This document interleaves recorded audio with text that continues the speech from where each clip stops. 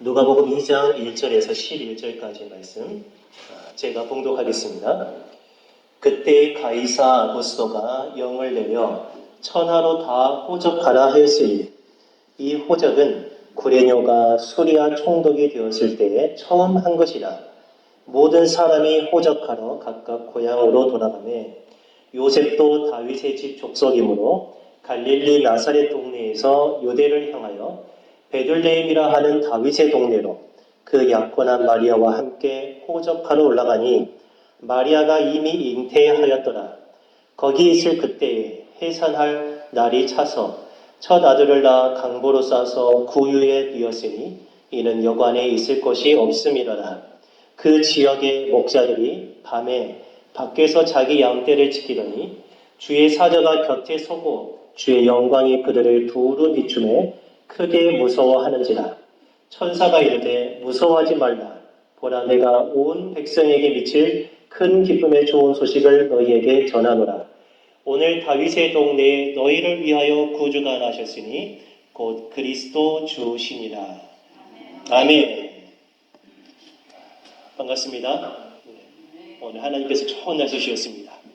여기 있는 우리 아이들도 다 귀를 쫑긋하고 하나님의 말씀에 귀를 기울이기 바랍니다. 낮은 곳으로 임하신 하나님의 아들이란 제목으로 말씀을 잠깐 나누도록 하겠습니다. 먼저 생각해 볼 것은 어떤 사람이든지 낮은 곳에서 높은 곳으로 오르기를 좋아합니다. 무슨 말인지 아시겠습니까? 기왕에 한번 사는 김에 좀 더 높은 곳에서 많은 사람들에게 영향을 주고 많은 사람들에게 박수도 받고 싶고 돈도 많이 벌고 싶고 아파트도 좀 좋은 곳에서 높은 곳에서 살고 싶고, 그렇죠? 아파트 제일 꼭대기층이 로얄층이죠? 거기는 부자들이 삽니다. 최고 부자들이. 다 사람들은 낮은 곳에서 높은 곳으로 올라가기를 원해요. 우리 학생들도 실력이 쑥쑥 성장하길 바라죠? 키도 쑥쑥 자라기를 바라죠? 키가 줄어드는 거 원하는 사람 없죠? 예. 높은 곳에서 낮은 곳으로 내려가는 것은 사람들이 원하지 않아요. 저도 원하지 않습니다. 여러분은 어떻습니까? 여러분이 어느 정도 사회적인 지위가 있는데 갑자기 하루 순간에 제일 낮은 곳으로 내려가라면 기뻐하면서 내려갈 수 있겠습니까?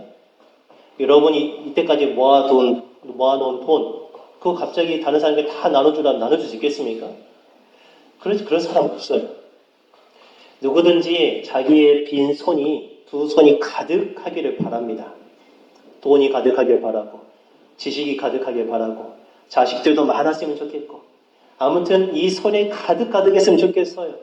옷장에 옷도 많이 있었으면 좋겠어요. 사람들 다 좋아해요.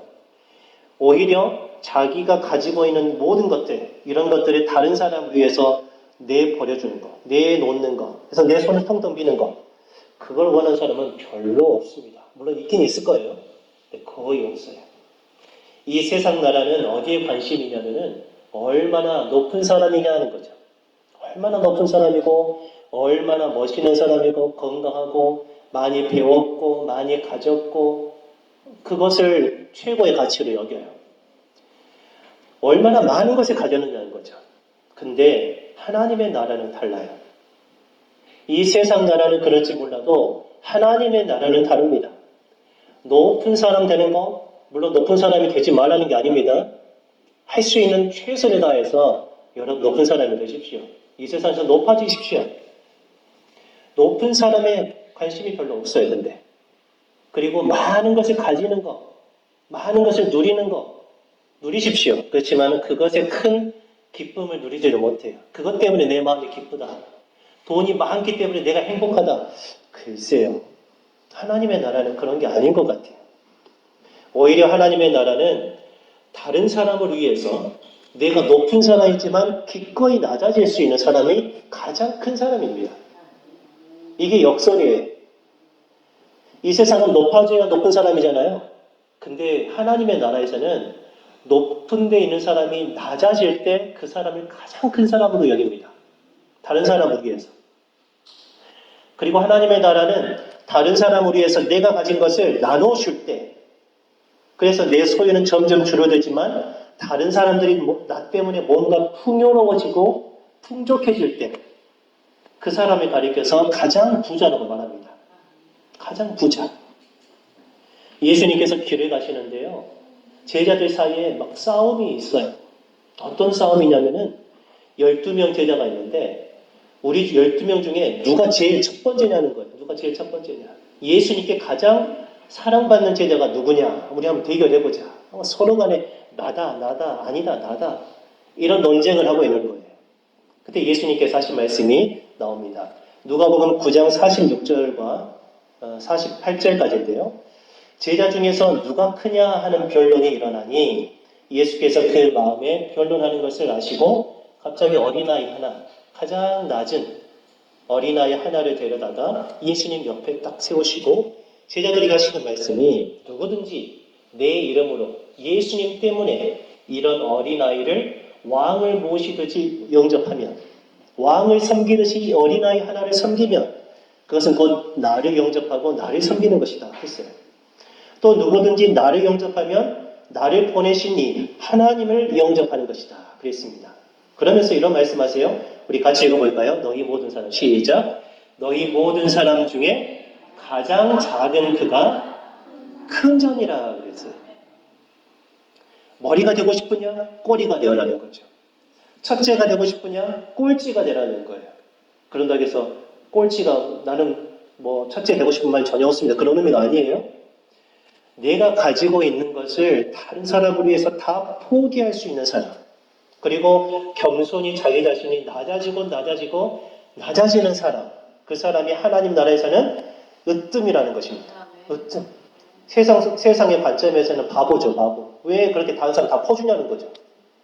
아니, 그렇게 힘들게 일해놓고는 당신이 누려야지. 왜 그것을 다른 사람을 위해서 퍼줍니까? 참 바보다, 바보다. 그럴지 모르겠지만, 나중을 보세요. 하나님 나라에 가면 우리가 부러워할 정도로 그분은 높아져 있을 겁니다. 하나님께 상급을 많이 받는 거예요. 어마어마한 영광을 받는 것입니다. 우리는 그것을 이 세상 가운데서 실현하는 자들입니다. 하나님의 아들이 이 세상에 오실 때 이 세상에는 아주 높은 사람들이 많이 있었어요. 오늘 성경에 나오죠? 본문에는 이제 본문을 읽을 때는 앞에 구절이 안 띄어질 겁니다. 오늘 1절을 보시면 그때 가이사 아구스도가 영을 내렸다 그랬습니다. 이 가이사 아구스도는 로마의 황제를 뜻합니다. 이름입니다. 로마 황제가 천하로 저보다 호적하라.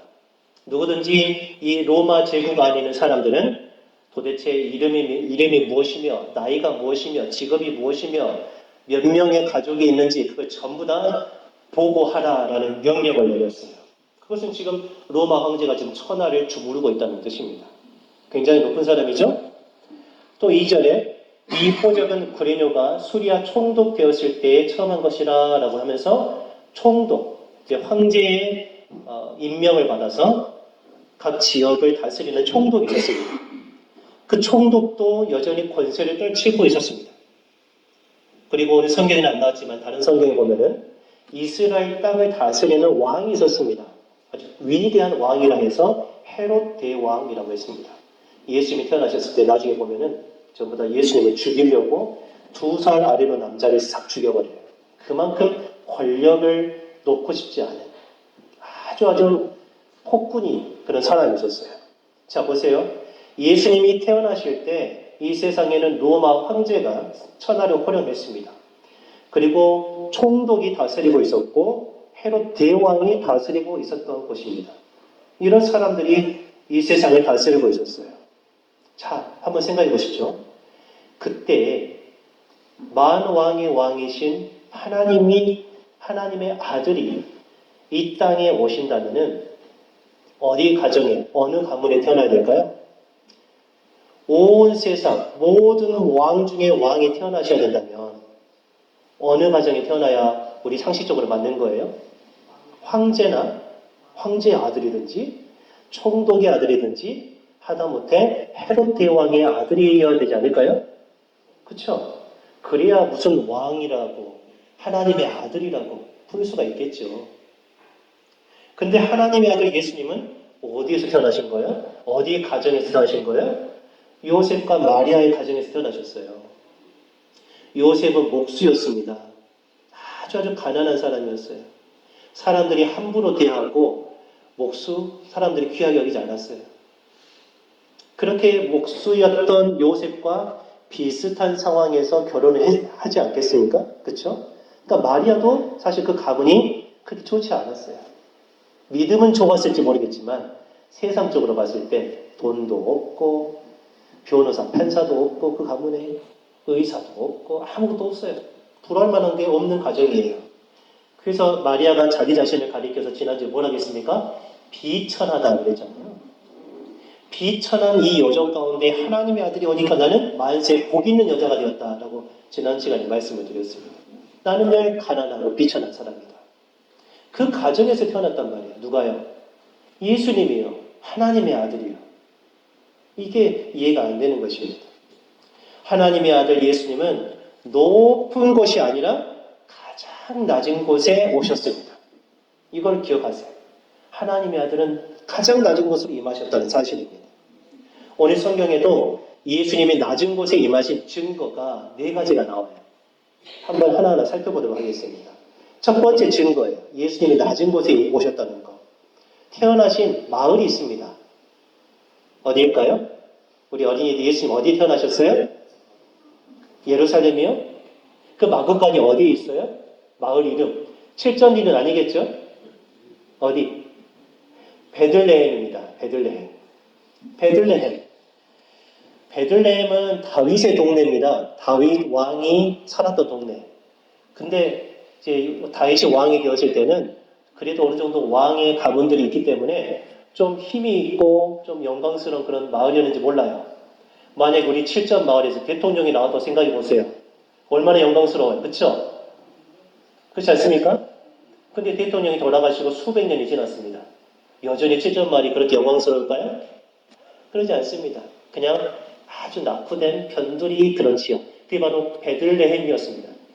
과거에는 영광스러울지 몰라도 예수님 태어나실 당시에는 별 볼 일 없는 아주 조용한 시골 마을, 우리 칠전이와 같은 곳이었습니다. 여러분 이런 말이 있죠? 말은 어디로 보내라고요? 말 뛰어다니는 말은 어디로 보내라? 예, 제주도로 보내고. 사람은요, 어디로 보내라고요?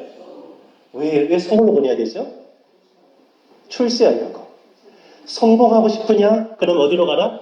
제주도 말고 서울로 가라. 요즘 우리와 연관시키면 출세하고 싶으면 진도를 떠나라. 서울로 가라. 이제 그런 얘기예요. 그런 말들을 사람들이 하잖아요. 성공하고 높은 사람이 되려면 서울에서 공부해야 된답니다. 서울에서 직장도 잡아야 되고요. 거기서 한 오래오래 살아야 거기에서 뭔가 그래도 높은 사람이 된다는 거예요. 그런 생각을 사람들은 하는 것 같습니다. 환경이 중요하다는 뜻을 저는 충분히 이해합니다. 여러분 조금 이따 한번 저 주보에 보면 칼럼이 있어요. 칼럼에 세상의 중심이 어디인가라는 그런 내용을 좀 썼거든요. 이 세상에 큰 땅이 7개가 있답니다. 7대륙이라고 부르기도 하고 7대주라고 부르기도 해요. 예전에 6개를 인정했는데 지금 남극까지 해가지고 7대주입니다. 큰 바다가 5개가 있습니다. 그래서 5대양 7대주라고 합니다. 거기에서 세상의 중심은 어디일까요? 제가 여기 써놨어요. 세상에 약 216개, 220개는 아닙니다. 공식적으로 나라가 그 정도 된답니다. 국가가. 그 국가에서 세상의 중심이라고 말하시는 국가는 어디일까요? 미국일까요? 중국일까요? 세상의 중심은 어디냐면 진도입니다. 진도. 그 답은 이제 목회 칼럼을 읽어보시면 알아요. 세상의 중심은 서울도 아니고 광주도 아니고 목포도 아니에요. 미국도 아닙니다. 진도예요. 진도. 안 믿으시는 것 같은데요? 세상의 중심. 진도의 중심은 어디일까요? 진도군의 중심. 예, 칠전마을입니다. 칠전마을. 안 믿으시는 것 같으세요? 칠전마을의 중심은 어디일까요? 할렐루야. 네. 칠전교회가 세상의 중심이에요. 왜인 줄 아세요? 만왕의 왕이 여기 계시잖아요. 근데 사실 11월 5일 됐을 때 그때 이제 진도가 사실 칠전교회가 최사의 중심이었습니다. 그 전에는 어디였냐면 목포 창조교회였습니다. 제가 있었던 거. 저는 항상 그런 마음으로 삽니다. 내가 어디 가든지 내가 가는 것이 세상의 중심이고 내가 세상의 주인공이다. 내가 하나님이 내게 복을 주시면 베들레헴에서도 왕이 태어나신다는 거예요. 칠전 마을에서도 이 세상의 대통령이 태어난다는 거예요. 뭐 대통령의 문제입니까? 세계 수많은 영혼들에게 복음을 전하고 구원을 하는 하나님의 종들이 이 칠전교회를 통해서 배출된다는 거예요. 벌써 8명입니까? 9명입니까? 우리 원로 목사님이 목회 38년 동안 하시면서 목회자가 8명, 9명이나 나왔어요. 이 마을에서요. 대단한 거 아니겠습니까? 대단한 겁니다, 여러분. 자부심을 가지기 바랍니다. 칠전교회 다니신 거 자부심을 가지세요. 앞으로 하나님 더 많은 종들을 배출하실 겁니다. 저는 그럴 거라고 믿습니다. 하나님의 아들은 지방에서 태어났어요. 그것도 변두리에서. 사람들이 1년에 한 번에다 갈까 말까. 낙후된 마을에서 태어나셨다는 것을 오늘 성경은 말하고 있습니다. 예수님 낮은 곳에 태어나신 거죠? 낮은 곳에 임하신 거죠? 하나님의 아들이. 두 번째 증거가 있습니다. 두 번째 증거는 예수님이 태어나셨는데 태어나시자마자 이제 이불을 싸잖아요. 그 이불 어떤 이불로 쌌을까? 성경은 뭐라고 하냐면은 7절에 보니까 첫 아들을 낳아 어디에 싸요? 강보에 쌌답니다.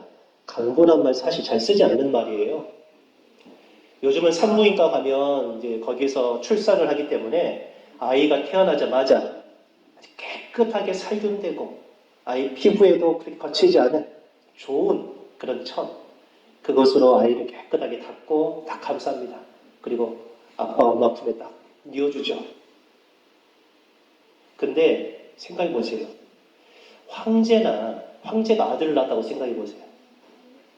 총독이나 왕이 아들을 낳았어요. 자기가 직접. 그러면은 그 피덩이인 아기를 어디에 쌀까요? 그 첫 피덩이인 아이를 위해서 어떤 것을 준비해 놨을까요? 보드랍고 따뜻하고 포근한 비단 이불, 솜이불 그런 거 아니겠습니까? 예. 근데 예수님은 강보에 써있다는 거예요. 강보라는 말이 어떤 말이냐면 찢어진 옷 조각이랍니다. 찢어진 옷 조각들, 천조각이. 그러니까 하나님의 아들이 이 세상에 오셨는데 귀한 몸이잖아요. 근데 천하리 천한 아무거나 집어다가 깨끗한 거 그냥 먼지 툴툴 털어가지고 예수님을 쌌다는 거예요. 너무 초라하지 않습니까? 초라해요. 만 왕의 왕이신데 목소 가정에 무슨 돈이 있어서 비단 이불을 준비했겠습니까? 예수님은 낮은 곳에 임하셨다는 거예요. 세 번째 증거가 있습니다. 예수님은 그렇게 강보로 쌓여서 구유에 뉘었습니다. 구유라고 하는 것은 여물통입니다. 여물통. 소나 돼지나 양이나 거기다가 먹을 것을 놓잖아요. 지푸라기든지 아니면 우리 먹던 음식 남은 것들을 다 쏟아붓는 곳. 여물통입니다. 거기에 지푸라기가 있었겠죠. 그리고 밥풀도 묻어 있었겠죠.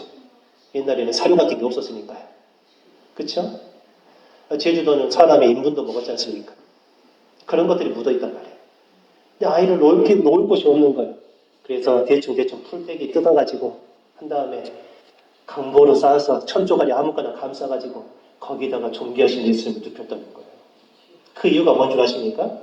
이는 여관에 있을 곳이 없어서 방이 없었다는 거예요. 방이 없었다. 그 당시는 이제 그 명절이었거든요. 그래서 그 각 지역에 사는 사람들 그리고 그 이스라엘 밖의 나라에서 사는 사람들이 다 이렇게 자기 고향으로 와서 예루살렘 근처에 와가지고 거기서 오랫동안 여관이나 요즘을 따지면 호텔이든지 모텔이든지 그런 데 가서 지내는 거예요. 그러니까 사람이 얼마나 많이 왔든지 임신한 아이 그 여인을 위해서 한 방도 없는 거예요. 그래가지고 예수님은 여관이 없으니까 어쩔 수 없이 마구간에서 어쩔 수 없이 구유통에 뉘었다는 거예요. 전 여기서 두 가지를 한번 생각해 보고 싶어요. 요셉과 마리아가 좀 돈이 넉넉했더라면 돈이 좀 많았더라면 웃돈을 주고서라도 2배, 3배 값을 치르고서라도 방을 좀 양해를 구하고 얻을 수 있지 않을까요? 그쵸? 상식이잖아요. 아니, 해산한다니까요. 아이를 낳아야 돼요. 돈이 없어요. 가난하니까 방을 구할 수 없었어요. 근데 두 번째는 뭐냐면 사실 방이 없었다라는 건 사실 핑계입니다. 핑계. 자, 한번 생각해 보시죠. 여러분이 만약에 여관의 주인입니다. 또는 그 여관 속에 머물고 있는 여행객입니다. 거기서 여러분이 방을 얻었습니다. 여러분 돈 주고. 근데 밖에서 소란스럽습니다. 막 힘을 주면서 찢어지는 신음소리가 막 들립니다. 보니까 아이를 낳고 있는 거예요. 그걸 여러분이 봤다고 생각해 보세요. 애기 낳네. 아이고, 왜 밖에서 아기를 낳을까? 그냥 그러실 겁니까? 아니면 이리 들어오라고 하지 않겠습니까? 그러죠. 근데 그렇게 많은 사람들, 많은 방이 있었음에도 불구하고 아기 예수님이 태어나실 때 그 예수님을 따뜻하게 내어줄 그 빈 자리조차도 없는 거예요. 그건 여관이 없는 것도 아니고 방이 없는 것도 아니고 무엇이 없는 거냐면 사람들 마음속에 사랑이 없었던 거예요. 사랑. 인정머리가 없는 거예요. 인정머리가. 그렇죠? 그래도 밖에서 아기가 태어나면 방이 없는갑다. 그러면 좀 여기라도 들어오라고 비좁지만 자기 자리라도 내어줘야 되지 않을까요? 더군다나 하나님의 아들이 태어나시는. 이것은 무엇을 말하냐면은 예수님은 하나님의 아들은 태어나면서부터 사람들이 싫어했다는 거예요. 사람들이 거부했다는 거예요. 태어나면서부터 싫다고 하는 거예요. 그걸 상징적으로 보여준 게 뭐라고요? 여관이 없었다 하는 거예요. 머물 곳이 없었다. 사실 면적이 없는 게 아닙니다. 사람의 마음에 예수님을 모셔드릴 생각이 없는 거예요. 요한복음 1장 9절에 이와 비슷한 말씀을 하십니다. 참 빛, 그 세상에 와서 각 사람에게 비추는 빛이 있었나니. 빛은 위에서 아래로 내려오죠. 하늘에서 빛이 내려왔습니다. 높은 곳에서 낮은 곳으로 임한 거예요. 그가 세상에 계셨으며 세상은 그로 말미암아 지은 바 되었으되 세상이 그를 알지 못하였고. 예수님을 두고 하는 말입니다. 예수님이 모든 것을 만드셨지만은 세상은 예수님을 알지를 못해요. 그리고 11절에 자기 땅에 오매 자기의 백성을 구원하기 위해서 이스라엘 땅 베들레헴에 오셨는데 자기 백성이 영접하지 아니하였으나. 싫다는 거예요. 싫다는 거예요. 우리는 어둠이 좋다는 거예요. 우리는 캄캄한 게 좋다는 거예요. 내가 이 어둠 속에서 행하고 있는 못된 짓거리 그런 것들 빛이 비춰가지고 다 밝혀지는 것이 싫다는 거죠. 예수님은 빛이시니까요. 빛이 오면은 내 안에 있는 모든 것들이 다 드러나잖아요. 내 마음의 생각, 음란한 것들, 하나님 앞에 불의한 것들, 내 욕심 그런 게 다 드러나게 되어 있습니다.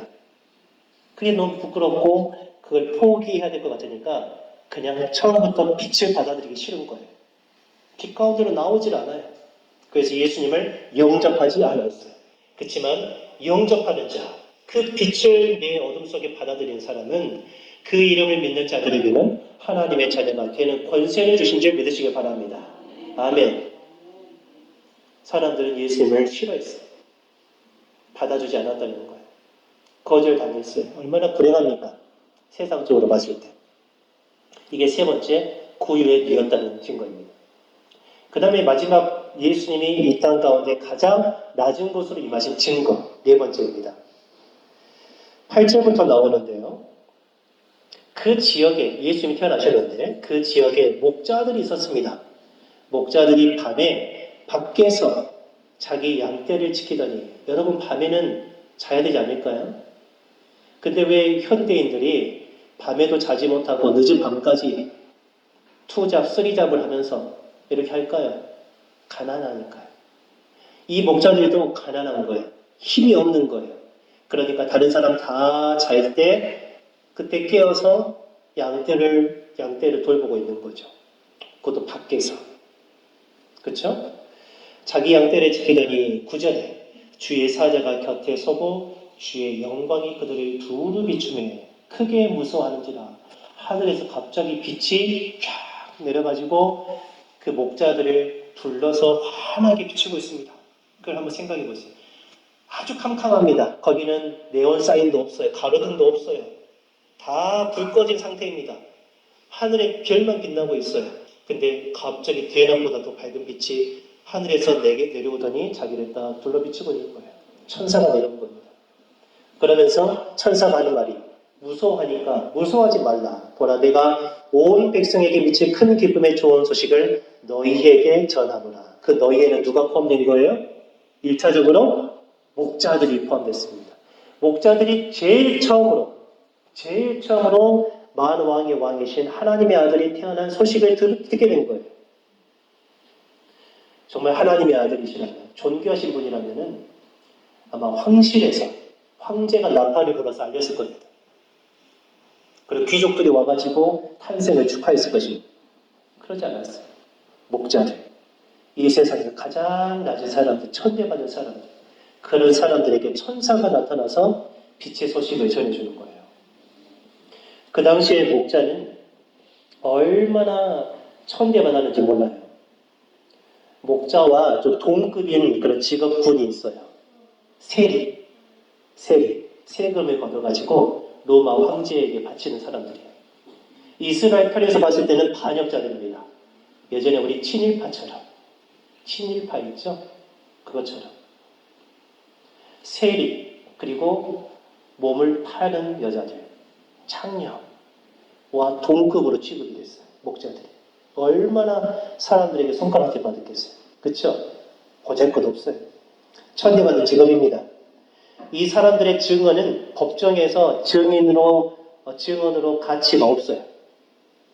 재판을 할 때 재판관이 증인을 세우십시오라고 했는데 누가 들어와요.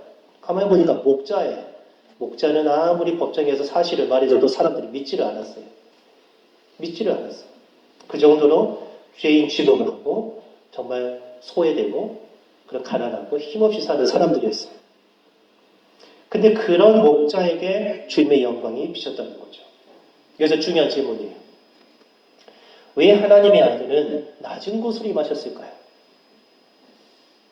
왜 하나님의 아들은 이렇게 천하디 천한 모습으로 이 세상에 오셨을까요? 예수님의 탄생의 소식은 아주 이 세상에서 권세 있는 사람들, 높은 존귀한 사람들을 위한 것이 아니었습니다. 물론 그분들도 포함되지만은 예수님의 탄생은 온 백성에게 미칠 좋은 소식이었습니다. 아멘. 모든 백성, 모든 사람들이라면은 다 예수님의 탄생의 소식을 들어야만 했습니다.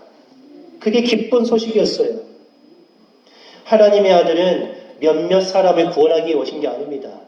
힘 있는 사람들을 구원하시기 위해 오신 게 아닙니다. 건강하고 지혜롭고 돈을 가진 사람들을 위해서 오신 게 아니에요. 하나님의 아들은 모든 사람을 구원하기 위해 오신 것을 믿으시기 바랍니다. 그 모든 사람이 누구도 포함됩니까? 우리가 포함됩니다. 할렐루야. 여러분을 위해서 오셨습니다. 하나님의 아들은. 그래서 이 세상 가장 낮은 곳으로 임하셨어요. 만약에 처음에 말씀드린 대로 예수님이 황실에서 태어난다든지 총독이 머무는 관저에서 태어난다든지 아니면 왕궁에서 태어났다고 생각해 보세요. 목자들이 예수를 믿는 곳까지 찾아갈 수 있습니까? 우리 같은 별볼이 없는 사람들이 가서 경배할 수 있겠습니까? 할 수가 없어요. 그런데 하나님의 아들은 마구간에서 태어나셨어요. 그러니까 목자도 가서 찾아볼 수 있고 나중에 다른 것을 마태복음에는 동방에서 박사들이 그 당시에 왕들이 찾아와가지고 예수님을 경배할 수도 있고 목자로부터 왕까지 모든 사람들이 다 예수님의 탄생을 기뻐하면서 예수님을 예배할 수가 있는 거예요. 만약에 중간에서 태어났다면 그 밑에 사람들은 구원하실 수가 없는 거죠. 아무리 예수님이 나의 사정을 아십니까? 하는 거죠. 예수님은 왕의 아들로 태어나셨으면서 황제의 아들로 태어나셨으면서 나 같은 비천한 사람이 고통을 하신다고요? 나를 구원하실 수 있다고요? 내가 어떤 고통을 당하는지 당신이 아십니까? 라고 할지 모르겠어요. 그러나 예수님은 제일 낮은, 제일 천한 모습으로 오셨어요. 그렇기 때문에 누구든지 어떤 일을 당하든지 어떤 형편에 있든지 예수님은 모든 사람의 상황을 다 경험하신 거예요. 아멘. 우리를 위해서 연약해지셨다는 것입니다. 히브리서 4장 14절에서 우리에게 있는 이 예수님 큰 대제사장의 설명을 하고 있습니다.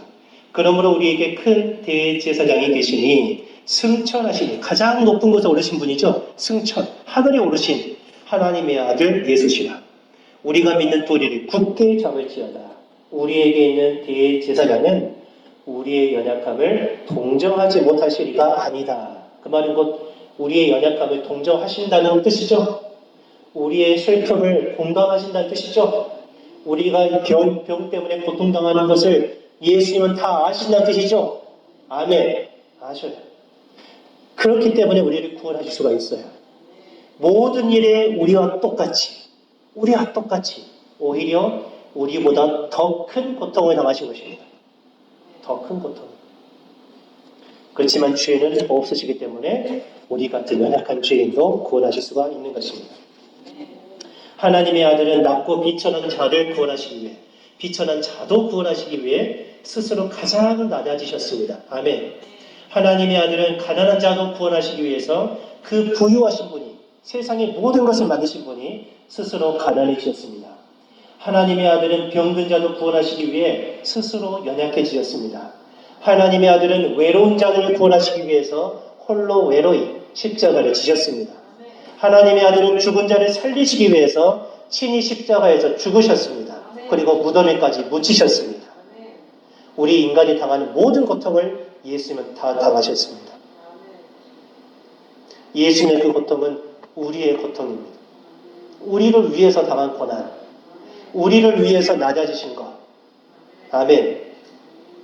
이사야 53장에 예수님에 대해서 설명을 하는데 우리는 예수님 하면 아주 멋지고 건장한 청년 같은 그런 걸 생각할지 모르겠어요. 몸짱에다가. 그러지 않습니다. 누가 봐도 못생겼다. 누가 봐도 초라하다. 누가 봐도 깡 말랐다. 그런 분이 있었어요. 그는 주 앞에서 자라나기를 영원한 순 같고, 여러분 밭에다 뭐 심었는데 열이 올라옵니다. 이게 보잘것 있습니까? 이게 나중에 이렇게 굵어져야 멋있죠? 마른 땅에서 나온 뿌리, 여러분 습기가 없는데 얼마나 뿌리가 힘이 있겠습니까? 그 마른 땅에서 이제 물도 없어가지고 모래가 다 걷어져가지고 이제 등벌처럼 이렇게 올라온 겁니다. 고운 모양도 없고 풍채도 없은 채 우리가 보기에 흠모할 만한 아름다운 것이 없도다. 아, 저분이 하나님의 아들이시구나 할 외적인 근거가 하나도 없다는 거예요. 하나도 없어요.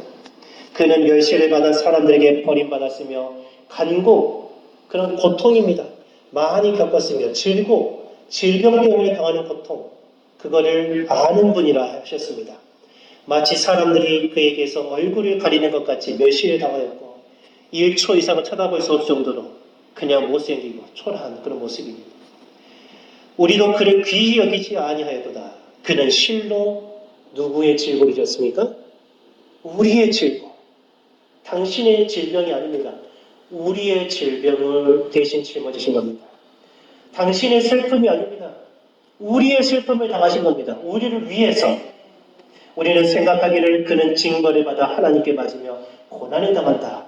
예수님이 이렇게 천하게 살고 고통 가운데 살고 마지막 십자가에서 저주스럽게 죽은 거 하나님께 재앙받아서 그런 거야 라고 사람들은 말을 했다는 거예요. 근데 실상은 아니라는 거예요. 그가 찔림은 십자가에서 찔리셨죠. 우리의 허물 때문이고 그가 상함은 우리의 죄악 때문이라. 그가 징계를 받은 결과 우리는 평화를 누리고 그가 채찍에 맞은 결과 우리는 나음을 받았도다. 아멘. 우리를 위해서 예수님이 모든 고난 당하신 줄 믿으시길 바랍니다. 말씀을 정리하겠습니다. 하나님의 아들은 우리를 위해서 우리를 사랑하시기 때문에 그 존귀하신 하나님의 아들이 가장 낮은 곳으로 임하셨습니다. 하나님의 아들이 이 땅 가장 낮은 곳에 임하셨기 때문에 비천한 우리가 저 하늘에까지 올라갈 수가 있는 거예요. 아멘. 시소처럼 이렇게 있죠. 예수님은 높으세요. 우리는 낮아요. 근데 예수님이 낮아지셨어요. 그러니까 우리가 높아져요. 시소를 생각하세요. 하나님의 아들이 낮아지시니까 우리는 높아지는 거예요. 천국 갈 수 있는 길이 열린 줄 믿으시기 바랍니다. 이 하나님의 아들 예수 그리스도 우리를 위해 오셨습니다. 여러분 마음속에 여러분의 구주로, 여러분의 주인으로, 만왕의 왕으로 모셔드리기 바랍니다. 그리고 그분을 사랑하시기 바랍니다. 그분을 사랑하는 것이 영원한 생명입니다.